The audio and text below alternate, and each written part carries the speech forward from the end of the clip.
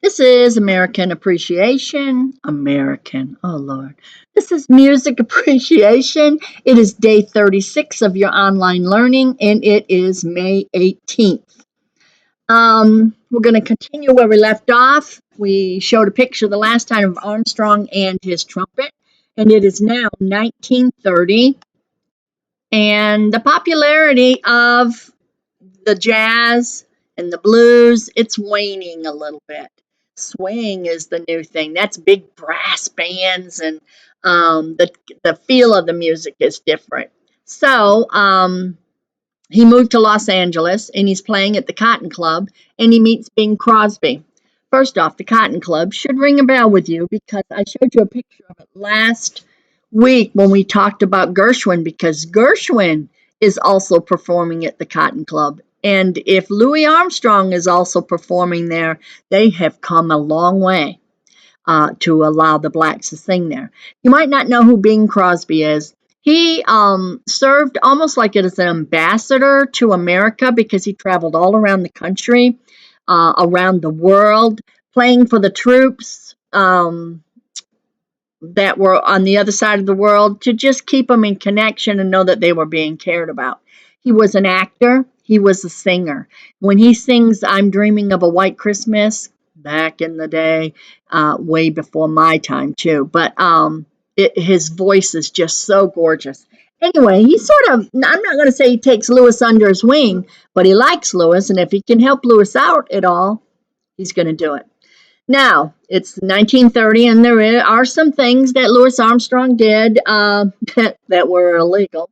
He and his drummer, they're playing at the Cotton Club, and they go outside to smoke a joint, and they were arrested because they were using marijuana. I can't even imagine in 1930.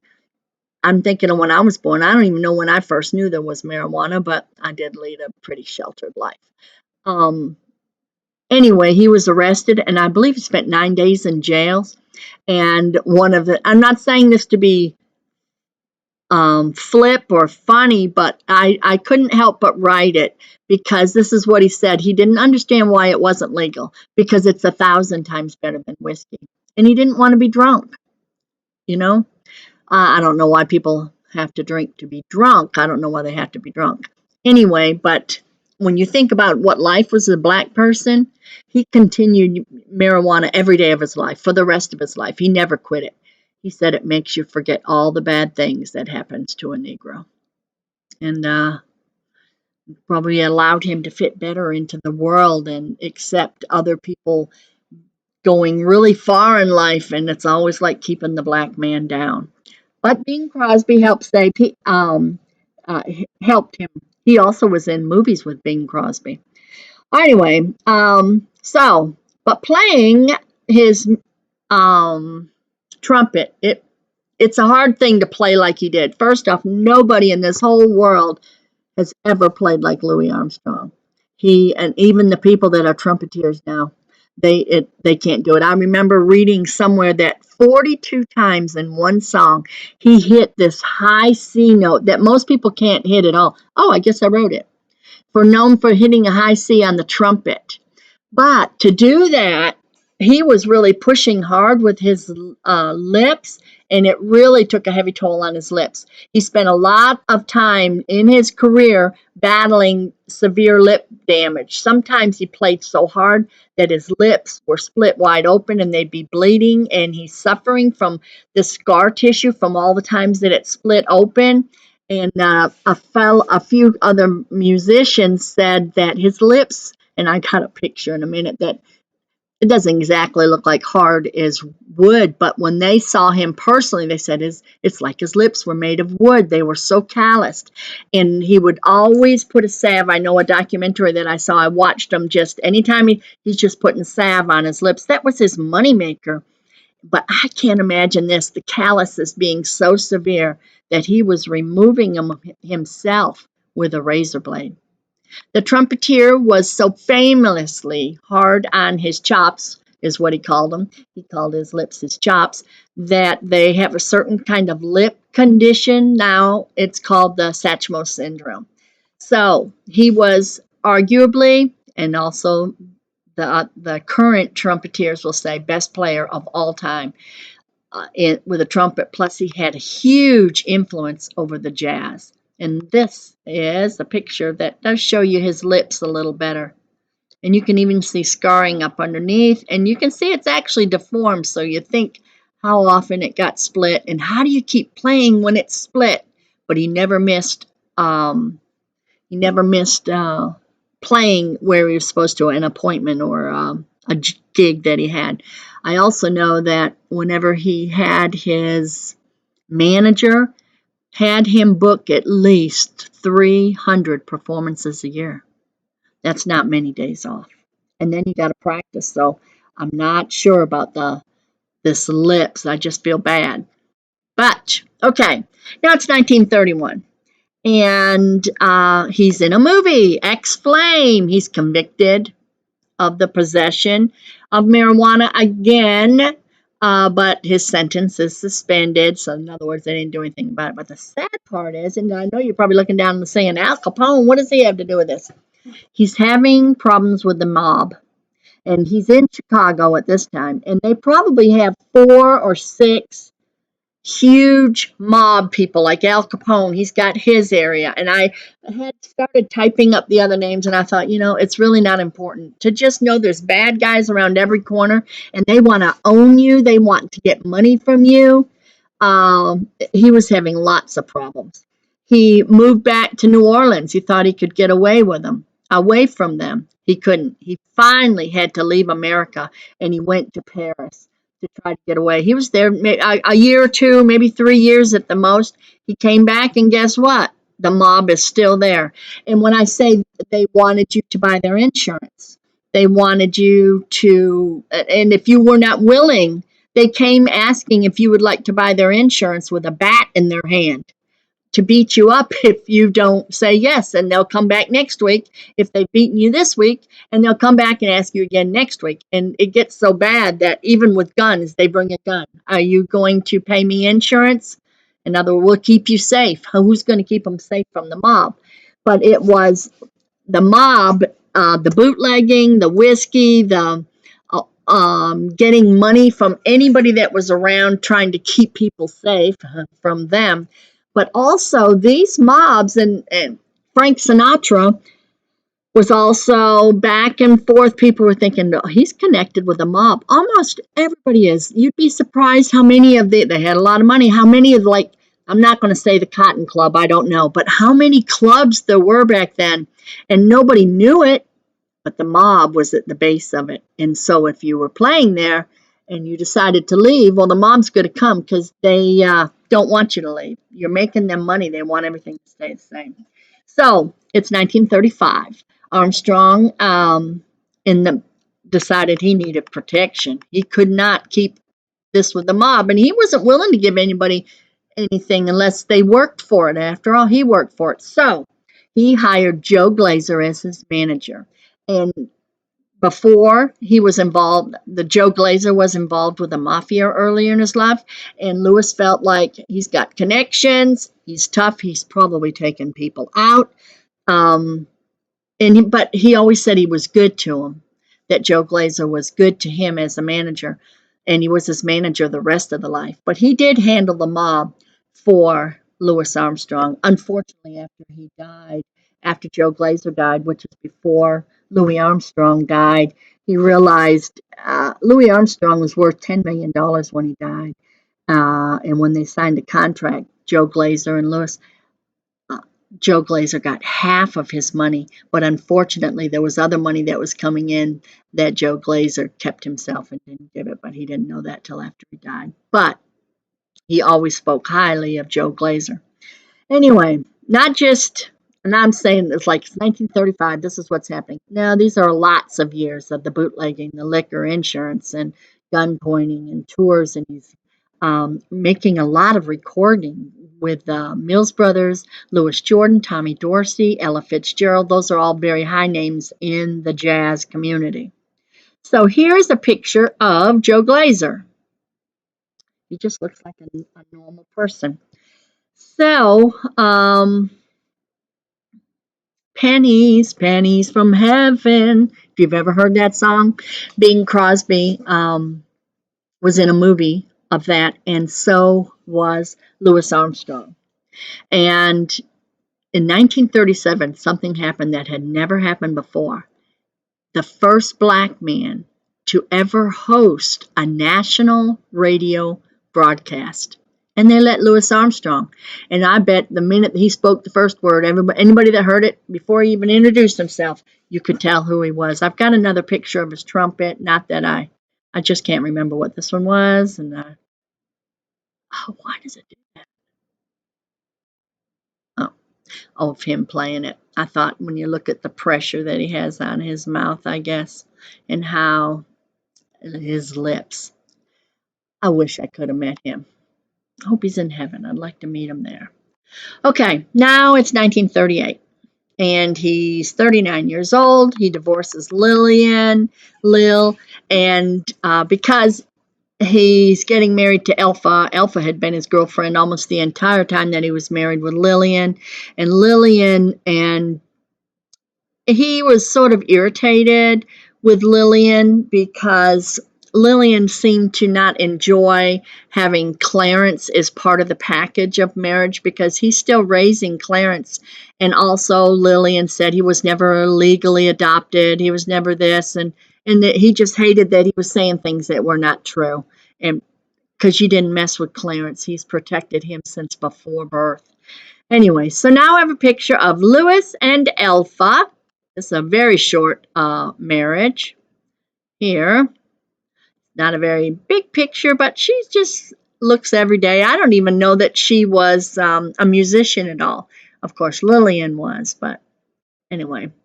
I like this one better of Alpha. They look almost like movie stars. Look like a train station, and they got their dog, and he's all dressed up, and so is she. That is so unusual for the blacks during that time. But look at his smile and those teeth. You cannot help but smile anytime you see him. Now, 1939, World War II is beginning. Yikes. He's 43 years old, and he marries Lucille Wilson. She was a singer at the Cotton Club, and remember I told you his marriage with Alpha did not last very long. Probably should have just lived together after all. They were together the whole time he was married to Lillian. So this is what his fourth wife, Lucille, looked like. This was the wife that he had when he died. They moved. She wanted a house. She wanted some kind of family feeling. She wanted a place to call home. He travels a lot. She doesn't always travel with him. So he agreed. They bought a house, and they bought it in Queens, New York. And anytime you're in New York, go to Queens, and you can see the Louis Armstrong museum that they have. They made a museum out of his house.